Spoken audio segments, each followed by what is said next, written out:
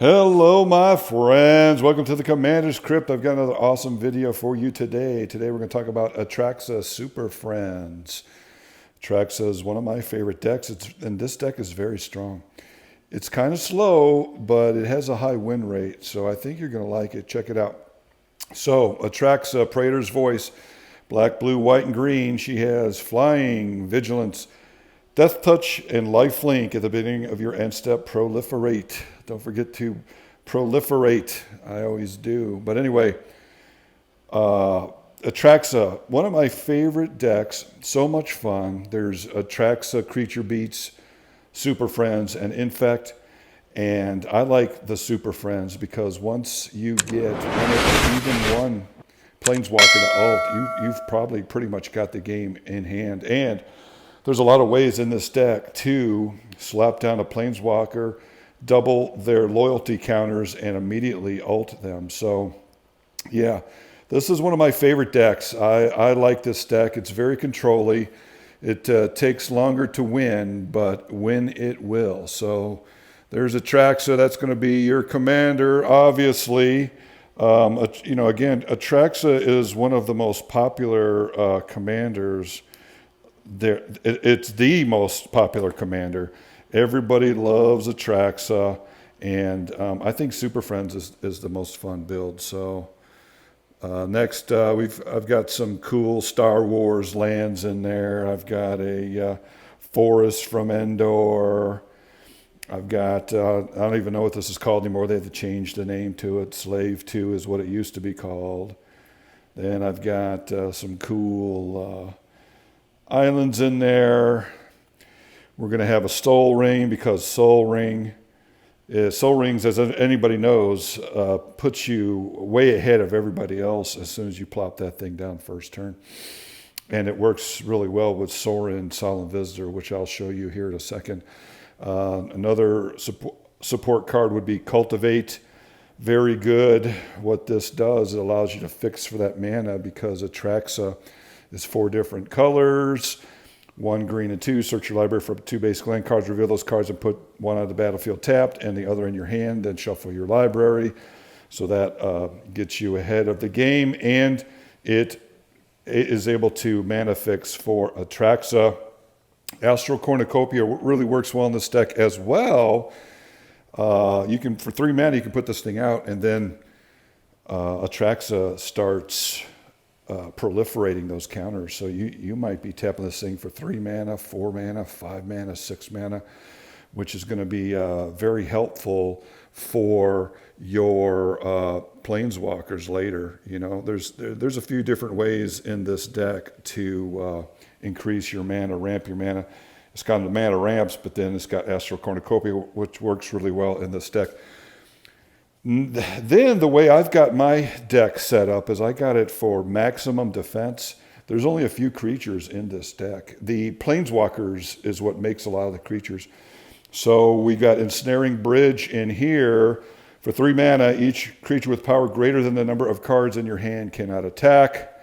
So once you get low or no cards, that's it. You're just working your Planeswalkers now to ult the loyalties. Next is Thematic Compass. Very strong in this deck. For 2 mana, 3, tap it, search your library for a basic land card, reveal it, put it in your hand, then shuffle your library. So this also helps you mana fix, but then later on, late game, it becomes a land. It becomes the Spires of Raska, and what happens now is you can tap it for a Wingding, or you can tap it, untap target attacking creature and opponent controls, and remove it from combat. So more defense in this deck. This deck has all kinds of defense, so you can ult your Planeswalkers and use all of their abilities. We've also got a Thran Temporal Gateway in here. For 4 mana, you may tap it, put a historic permanent card from your hand onto the battlefield. And so artifacts, legendaries, and sagas are historic. So what happens now is once you get this thing out, you can just wait till the end of your opponent's turn and then flash in your Planeswalkers and start working them that way and get them out faster. You know, there's some planeswalkers in here that have 5, 6, 7, 8 casting cost. Portcullis, this card right here is a very fantastic card. It is criminally underplayed. I'm going to have to do a deck tech on this card. This card, as you can see, it came from the same block as Ensnaring Bridge did. Absolute same block. It is a fantastic, fantastic card. I can't believe nobody is playing with this thing in control decks. For 4 mana, it says whenever any creature comes into play, if there are already 2 or more other creatures in play, set that creature aside. If Portcullis leaves play, put the creature into play under its owner's control. So, what this does is it slows your opponents from going wide.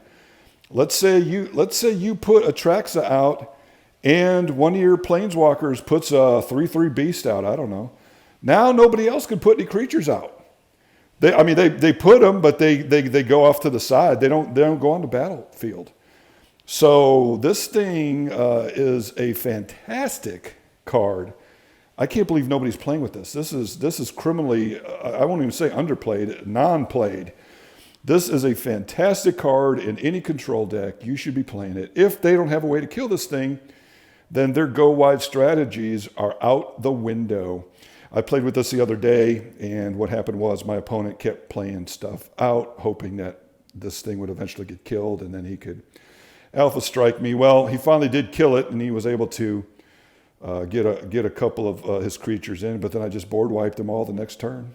So that's the thing. What this card does is it slows your opponents down and sets them up for big board wipes if they do put their creatures out. So this is a very fantastic card. I'm going to do a deck tech on this card. Go check out my deck tech I did on the Stromgald Cabal.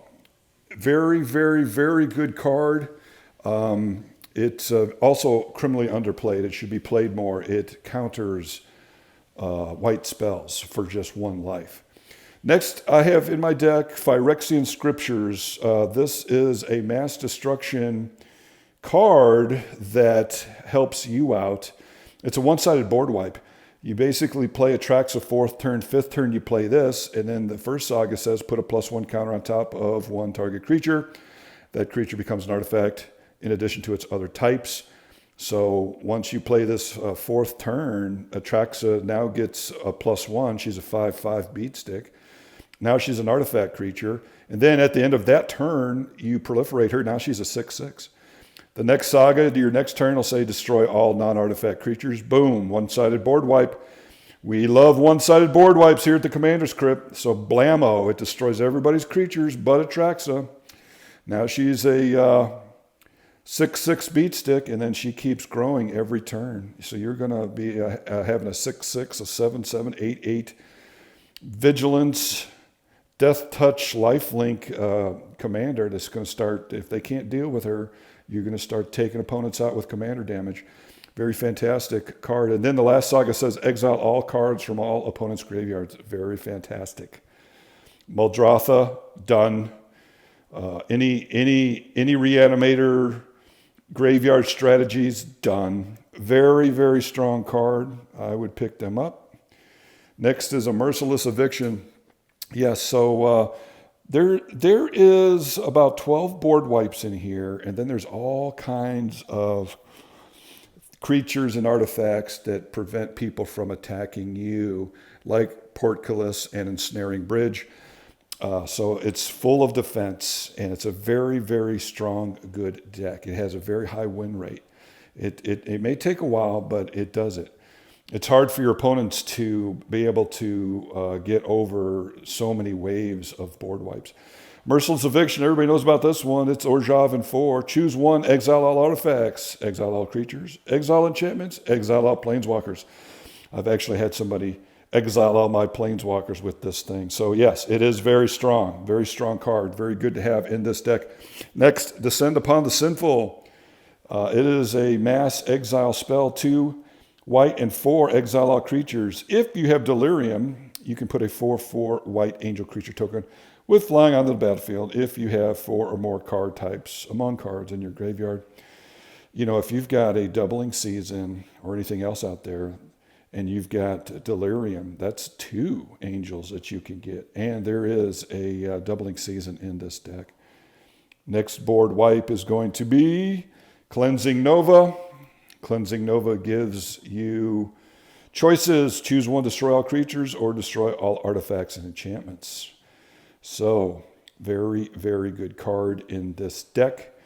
Allows you to wipe the board of creatures, or if everybody's ahead of you in artifacts and enchantments, do that.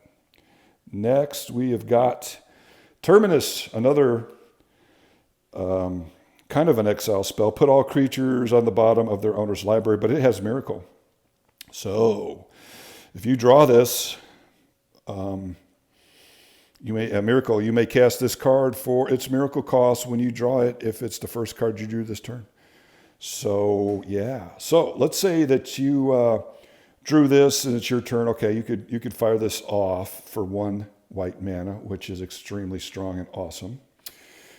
Or, let's say you've got a Teferi in your hand, and it's the one that allows you to draw a card every turn and discard a card. Well, that's your first card of that turn. So you can use it for its 1 white. Very, very, very, very, very strong card. I'm digging it. Next, we have got Azuris Predators. Very good card. Very good card. You could actually win the game with this. So I have one of these in my Vrondis deck, which is another one of my favorite decks. Vrondis allows you to loop things and kill everybody with a Warstorm Surge, etc. Now, if you've got a Warstorm Surge out and you play an Azuris Predation, not only are you going to get 4/4 beasties for each creature that's out there, but now those all count for creatures coming into play under your turn, and now you get to burn everything's for 4 damage for every creature you put in with this card. So you could kill the whole board with this and a Warstorm Surge or some other similar effect. But in this deck, there is no red, obviously. So for 3 green and 5, for each creature your opponents control, put a 4/4 green creature token onto the battlefield. Each of those beasts fights a different one of those creatures. If you've got a doubling season, that's double. Amazing, very amazing card in this deck. Next is Navenral's Disc. Actually, neat little story about this card.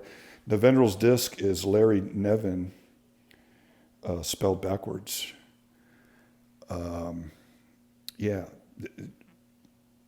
Garfield, the guy who created this game, was a Larry Nevin fan, so he named this card the Navenral's Disc because I guess in that fantasy novel he had some kind of special disc that kind of did something like this. But anyway, but I digest. For 4 colorless, 1, tap it, destroy all creatures, enchantments, and artifacts in play, including the disc itself. Disc begins tapped, but can be untapped as usual. Now, this is super duper strong in this deck because you're going to have planeswalkers, and so you're going to wipe creatures, enchantments, and artifacts, but not your planeswalkers. So that's going to be pretty sweet. And there's an Avison in this deck.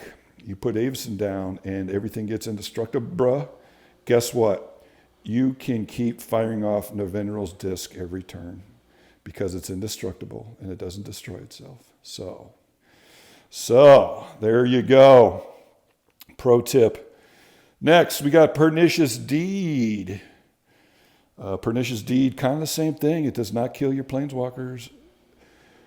Green, black, and 1, sack it. Destroy each artifact, creature, and enchantment with converted mana costs X or less. Very strong. You put this out and just let it sit out there. That could change the tempo of the game, or you could play this, and if you got an extra mana, wipe everything except your planeswalkers. Very good in this deck. Very strong card. Next, we've got a Decree of Pain. I fired one of these off the other night.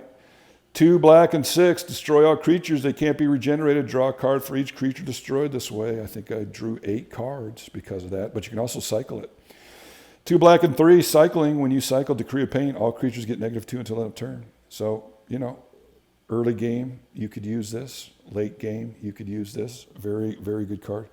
Going to draw you a lot of cards.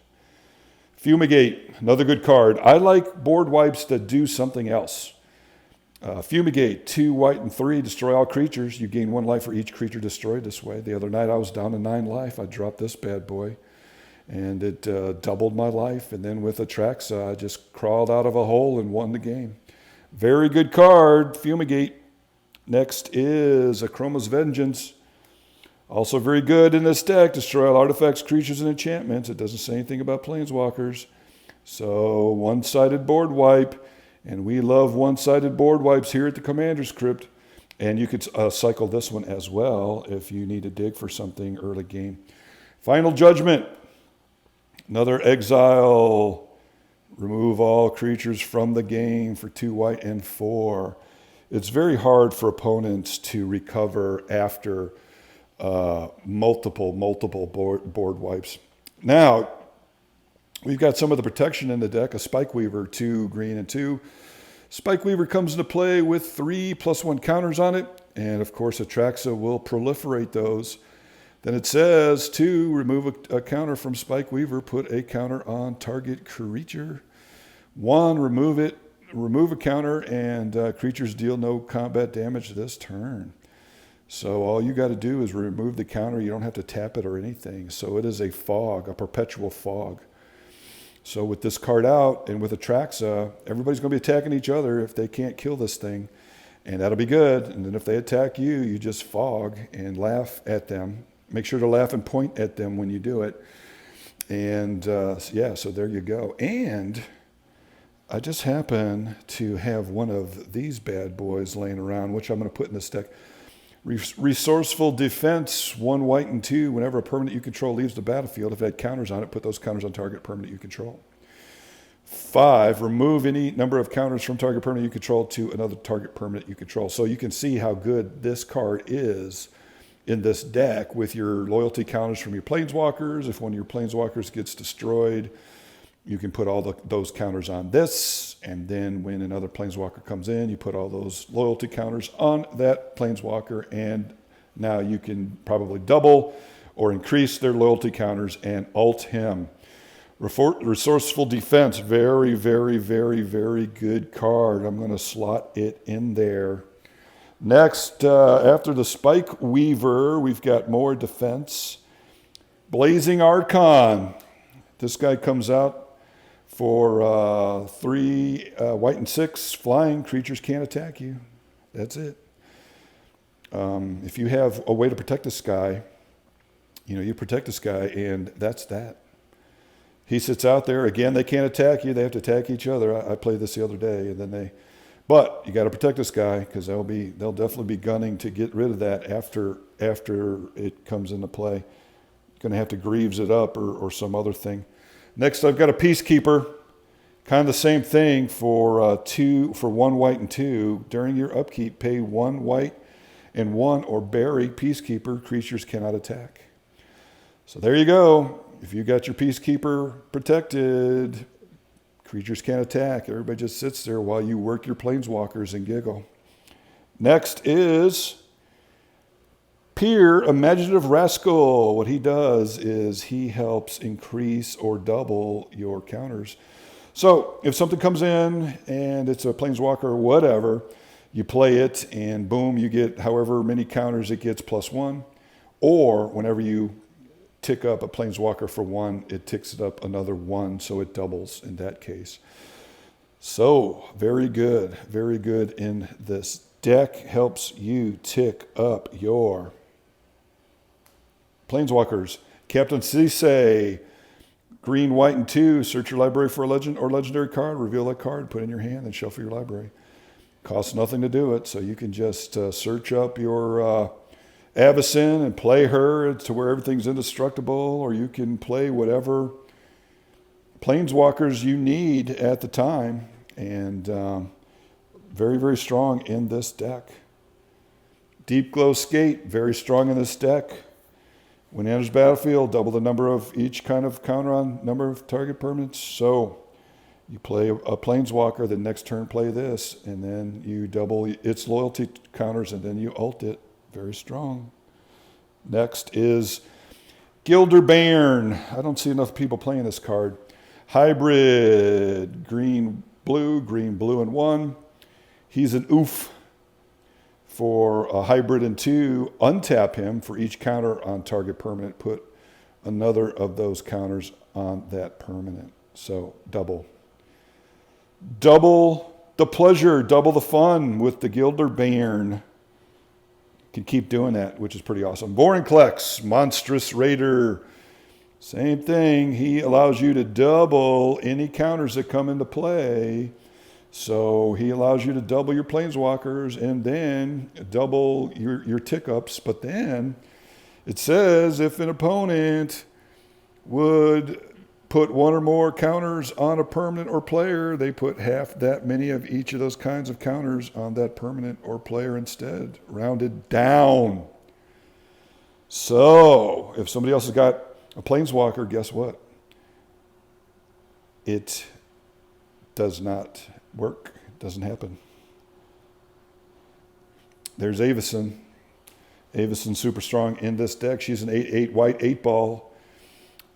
You put her out, and it makes all of your permanents indestructible, just like Navendrel's Discs and your Planeswalkers, etc. Johnny Unyielding. Okay, so now we're going to get into the Planeswalkers. I've got many of them in there. I've got Narset Transcendent, which is one blue, white, and 2. It says, look at the top card of your library. If it's a non-creature, non-land card, you may reveal it and put it into your hand. So that's draw. Then it's got -2. When you cast your next instant or sorcery spell from your hand this turn, it gains rebound. Okay, that's cool. But she's in the deck because she has a -9 ult that says you get an emblem with your opponents can't cast non-creature spells. So she's got a loyalty of 6 for only 4 mana. And if you've got ways to tick her up or double her, she's able to ult right away. Her emblem comes in, and now your opponents cannot cast non-creature spells. They can only cast creature spells, which could nullify a good portion of the table. Next, we've got a Johnny Unyielding. He's awesome for green, white, and 4. He says, reveal the top 3 cards of your library. Put all non-land permanent cards revealed this way into your hand and the rest in the bottom of your library in any order. -2, exile target creature. Its controller gains life equal to its power. And then -9, ult, put 5+1 counters on each creature you control and 5 loyalty counters on each Planeswalker you control. So if you can ult this guy and then you got other Planeswalkers out there, boom, boom, boom, you're probably going to be able to ult them as well. It's just going to be a chain reaction. Very, very, very good card. He +2s whenever you do the reveal and put in your hand thing. Very, very good. And can be used to exile problematic, indestructible creatures. Soren, Solemn Visitor. This guy is very strong. With the Soul Ring, you could put this guy out second turn.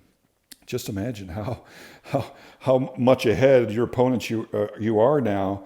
And this thing, you put this out second turn. In 3 turns, you can ult it just by ticking it up. People probably won't have creatures out by this time. Or if you do, you could -2 this guy to put a blocker out. But I have done this before where I've used Soul Ring to get this guy out second turn and just ticked him up and emblemed him.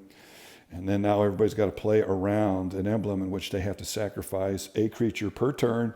And that is going to be absolutely devastating with all the extra board wipes that you have in this deck. Very, very good, strong card. Next is Deseret Master of Time. He's awesome because he's cheap and he allows you to filter through your cards. You may activate loyalty abilities of Teferi on any player's turn anytime you could cast an instant. Very strong because what happens now is every turn, clink, clink, clink, you're ticking him up and you're drawing and discarding a card. which works really well with the other Teferi ult. If you've ulted your other Teferi, now every turn you can exile things. But we'll talk about that later. Then it's got -3 target creature you don't control phases out. That's very strong too, because as the thing goes around the table, if somebody has a problematic creature, you can phase it out. And then worry about it next turn. And keep phasing it every turn, because this thing's going to be getting loyalty counters every turn. And then -10, take 2 extra turns after this one. Very, very good. Vivian Reed, she's in here. She's good. She's my girlfriend. We've been dating. We've been kicking it. She's kind of a stage 5 clinger, though. She's really, really like wanting to be with me all the time and always clingy. But, you know, what are you going to do? So anyway, 2 blue and 3. She's a planeswalker. Look at the top 4 cards of your library. You may reveal a creature or land card from among them and put it in your hand. Put the rest on the bottom of your library in any order. So, land cards, okay. -3, destroy target artifact, enchantment, or creature with flying. Okay, that's good. And then the emblem is, you get an emblem with creatures you control, get +2/+2 and have Vidge, Trample, and Indestructible. That's where it's at right there. She's got a 5 loyalty, so you could play her out and ult her pretty much, and still she'd be around, and all your permanents would be indestructible. Very strong. Abnixels of the Black Oath. He's cool because with Atraxa, you can suck everybody's life for a turn, then pop out a demon for a turn. Then pop out another demon for a turn, and then suck a life for a turn. Then pop a demon out, then suck life for a turn. With Atraxa, you keep proliferating, and if you got the right situation going on, you could be putting out a demon every turn with this guy. You know, if you get if it comes in with a bunch of loyalty counters for something, or whenever you tick it up, you know, you get more because of you know, your other doublers in here. You could pretty much put a 5/5 demon creature into play every turn. Jace, Unraveler's Secrets, we've got him in here because he draws you cards. Again, that works with the Teferi ult very well. Then you can return a target creature to its owner's hand, but then the emblem is very strong. Whenever an opponent casts his or her spell, each turn counter that spell. So now once that comes out, they got to play around that. They got to cast 2 spells every turn just to get that second spell to go off. Deseret, Artifice Master, he's good. 2 blue and 3. Create a Thopter 0, draw a card if you have more than 1 artifact. 3 or more artifacts, you draw 2 cards instead. That's nice. -9, you get an emblem with, at the beginning of your end step, search your library for a permanent card, put it onto the battlefield, then shuffle your library. What I would recommend in this case is put down your doubling season, and then now every turn when you go to grab a planeswalker and slap it into play, boom, boom, boom, they're doubling their loyalty counters right off the bat. Or, you know, whatever. But very, very strong. Maybe go with Avison first to make everything indestructible. But yeah, you know, this guy, he's got a loyalty counter of 5, and it only takes 9 to ult. So again, he could come in with double, and you could ult him right away. Elspeth Sun's Champion, she works really well in this deck because she puts out creatures. You're going to see I have a lot of planeswalkers that put blockers out, dummies. Put 3 1/1 white soldier tokens on the battlefield. -3, destroy all creatures with power 4 or greater. So she is one more board wipe in this deck of a bunch of board wipes and defense. And then -7, you get an emblem with creatures you control, get +2/+2, and have flying. So next is Elspeth Knight Errant. 2 white and 2, put a 1/1 white soldier creature token on the battlefield, +1. Target creature gets +3/+3 and gains flying until end of turn. That's pretty strong. And then -8, you get an emblem with artifacts, creatures, enchantments, and lands you control are indestructible. There you go. Again, you could play her and ult her right away, and now all your stuff is indestructible. Venser the Sojourner, he's good. White, blue, and 3, exile target permanent you own, return it to the battlefield under your control at the beginning of your next end step. Okay, so what you could do with this guy is exile your Deep Glowskate and start doubling all of your planeswalkers' abilities. This guy right here, or there's other shenanigans that you could pull. You could then probably have your planeswalkers come back into play. If their loyalty counters have been depleted, you could reset them. Then you can give creatures unblockable this turn. That's not very awesome in this build. Then it gets -8. You get an emblem whenever you cast a spell, exile target permanent. So again, very strong. You ult with this every time you cast a spell. You are exiling the worst, hardest permanent on the board.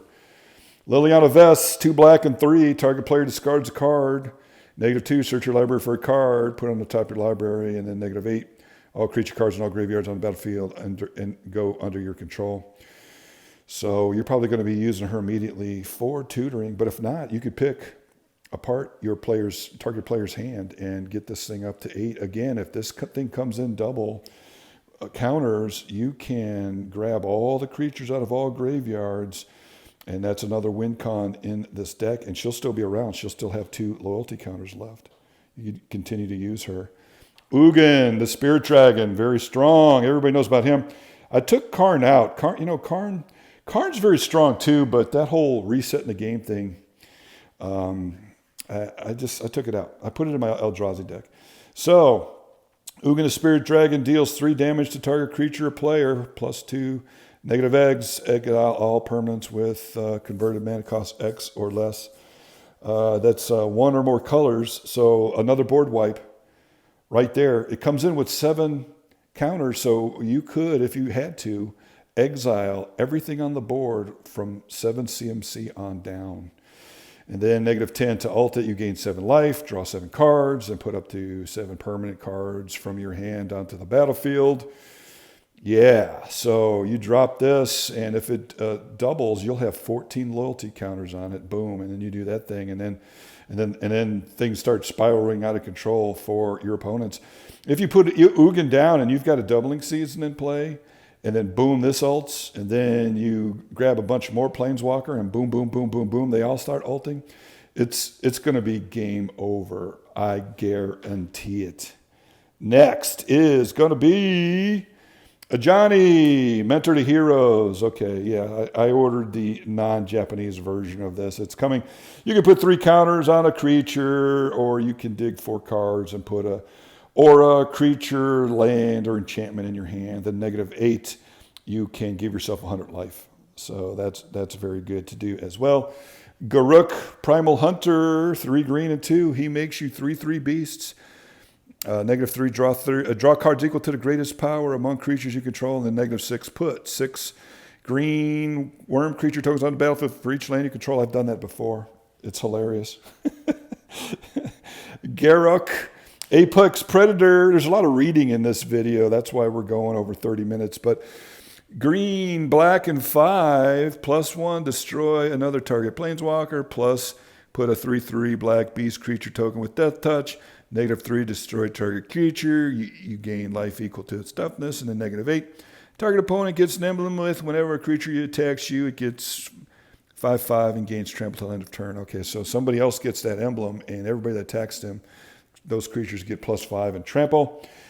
Liliana Dread Horde General. This is a very strong card as well. 2 black and 4. When a creature you control dies, draws a card. It's going to draw you a bunch of cards.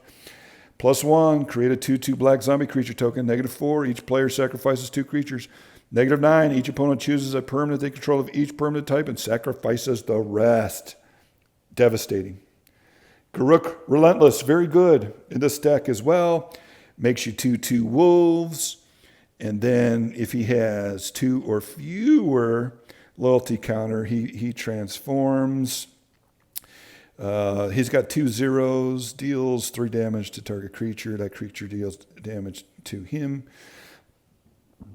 But then also, the way he works is put a 1/1 black wolf creature token with death touch onto the battlefield. -1, sacrifice a creature. If you do, search your library for a creature card, reveal it, put it into your hand, and draw, then shuffle your library. That's where it's at right there. Yeah, so you go get your Avison or whatever. Then -3 creatures you control gain trample and get XX till end of turn, where X is the number of creature cards in your graveyard. Yeah. Yeah, so very, very super strong. Next we got Vraska, Relic Seeker. For 6, she has 6 loyalty counters. Create a 2/2 black pirate creature token with menace. -3, destroy target artifact, creature, or enchantment.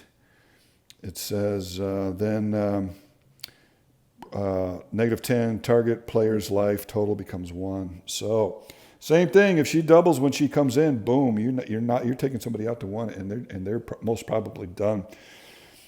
Raska the Unseen, 1 black, green, and 3. She's +1 until your next turn. Whenever a creature deals combat damage to Raska, destroy that creature.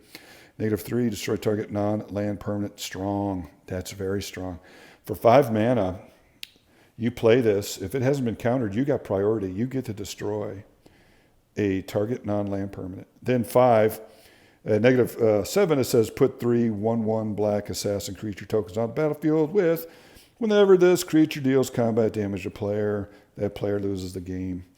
I vaulted her once, but I wasn't able to get them through. Vraska Golgari Queen, green, black, and 2, +2. You may sacrifice another permanent. If you do, you gain 1 life and draw a card. So you can still tick her up even though you don't sacrifice something. -3, destroy target non-land permanent with enchanted, with converted mana cost 3 or less, which is good.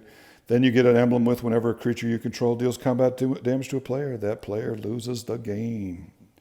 Very good, very strong. Next is Teferi, Hero of Dominaria. I've never seen a game where this guy has ulted that person hasn't won the game. I played this the other day and I got him to ult. It was a big battle to get him to ult, but when I finally did, it's just too much. Blue, white, and 3, draw a card at the beginning of the next end step, untap 2 lands. -3, put target non-land permanent into its owner's library, 3rd from the top, and then -8.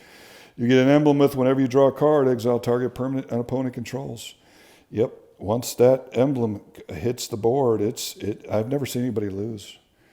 And now you've got ways to draw extra cards in here with the Planeswalkers, and you're going to win the game. Deploy the Gatewatch, 2 white and 4. So now we've got more support cards. Look at the top 7 cards of your library. Put up to 2 Planeswalkers cards from among them on the battlefield. Put the rest at the bottom of your library in a random order. This could be good if you've got a doubling season or something else like that. Vorinclex in there, and then you play this, and bloop, bloop, they double as well. Sandworm Convergence, very strong card. 2 green and 6. Creature with flying can't attack your Planeswalkers you control. And then it says at the beginning of your end step, create a 5/5 green worm creature token. Every turn you're making a 1 or 2 if you've got a doubling season. But this says it can't attack you or your Planeswalkers. Very, very, very strong. Luminox Ascension, very strong in this deck. I played this the other day, second turn, and it was around the whole game. It allowed me to pump out creatures at will whenever I needed them. At the beginning of each opponent's end step, if you didn't lose life this turn, you may put a quest counter on Luminox Ascension. And then for 1 white and 1, you pump out 4/4 white angel creature tokens. It gets out of hand quickly. One of the best cards in Commander. I'm telling you, listen to me now and believe me later. Moat, 2 white and 2, non-flying creatures cannot attack. Now, I've had this card for a very long time. These are expensive cards. I showed it to the play group. They were okay with it. Don't be making copies of Moat and putting it on there because you saw it on my video. This card is at least a $1,500 card. But anyway, yeah. So there have been times when I've had Moat and Sandworm Convergence out, so nobody could attack me flying or on the ground. But then guess what? I still lost the game anyway. They milled me out. But anyway, Moat, very good. Sandworm Convergence, very good. And then we've got a Smothering Tithe to help you cast your Planeswalkers. If you get that early, life is grand. Bitter Blossom, very good card in this deck. For 1 black and 1, you make a 1/1 dummy, and now she can block or attack. It may not seem like much, but it's very, very good in this deck. especially since Atraxa has lifelink. You just gain all that life back that you lost, so you're pumping out dummies every turn. Rhystic Study, you get this out early. Life is good. Robe of Stars, one of the best cards to come out in a long time. I've been in games where I've put this card out on top of Atraxa, and she stayed out the whole game. The whole game. There was nothing they could do. If they go to try to kill her, I'd phase her out, blah, blah, blah. Equipped creature gets -0 and +3, so that's good as well. She's a 4/7 creature. Astral Protection, 1 white and 1. Equipped creature phases out, equip 1. Very super crazy, insane, strong card. Very good card. Long-term plans, that's in here to help you tutor for stuff. Search your library for a card, shuffle your library, then put that card third from the top. So you're going to go get your doubling season or something like that. Oh, there it is, doubling season. You're going to use that card to get that card, and then you're going to put this, and then you're going to win the game once you start slapping down Planeswalkers. Enlightened Tutor, same thing. That gets your doubling season for you, or your Moat, or whatever. Settle the score. What that does is it exiles problematic creatures and puts 2 loyalty counters on Planeswalkers. So what happens is everybody's watching your Planeswalkers to see if you're getting close to ult before they make other decisions. What this does is you play this, and it ticks it up 2, or maybe more if you've got Vorinclex or doubling season out. And now you surprise everybody by ulting your Planeswalker. Next, Journey of Discovery, that's another ramp card, very good in this deck. Eerie Ultimatum, very good in this deck. 2 green, 3 black, and 2 white. Return any number of permanent cards with different names from your graveyard onto the battlefield. Now, I'm pretty sure you can stack this. So if you got your doubling season and everything else out there, you put that out first, and then bing, bang, boom, you start ulting all your guys, and you win the game. And now we've got a Tabernacle of Pendral Veil. Again, I got this. I bought this years ago, and I'm actually thinking about taking it out. But if you got one, you know, this deck is all about defense. So if you got one, maybe this would be the deck to put it in. Now, I have been experimenting with these stores. Ication Store. Fallen Empires comes to play tapped. You may choose not to untap it during your untapped phase and instead put a storage counter on it. So you start putting storage counters on this thing, and Atraxa doubles them. You can double your mana, and it doesn't have to be untapped. You can still put storage counters on it and use it as land, or you can still use it as land with an Urborg or with a Yavimaya out there. So I've been kind of experimenting with this card. I might just take it out, but you know, you put it in first turn, and then now it starts getting counters on it. Now Atraxa doubles those counters for you. So I think that is pretty much it. Yep. So yeah, that's my Atraxa build. I hope you like it. I love making these videos. I love Commander. I love the people. So if you would, please like and subscribe. I'm telling you, believe me. Listen to me now and believe me later. I've got some very interesting things coming in the future. I've got a travel channel. Go check that out.